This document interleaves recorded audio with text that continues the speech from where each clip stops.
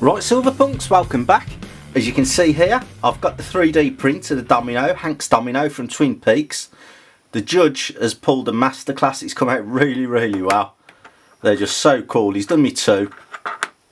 There you go, you're getting that. They've come out really, really cool. Just so pleased. Look at that bad boy. So, as you can see, on the back, we've got our logo, the Punk.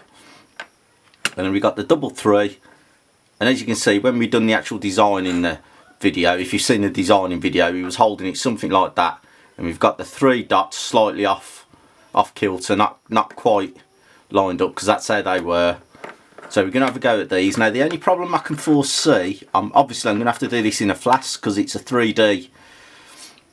It's going to be a 3D pour. It isn't just going to be a flat bar or a flat surface. So I'm going to have to do it in a flask. So the only problems I've got, I can't really pour down from that way, because I'm going to have the sprue coming off that, ruin the face. Same with there. So I am going to have to pour it on its edge like that, or something like that. Now, my only worry is, am I going to get the detail? I mean, they are pretty thick, but is the silver going to run into the right places? Because that's going to be impressed into the sand. Is the silver going to take?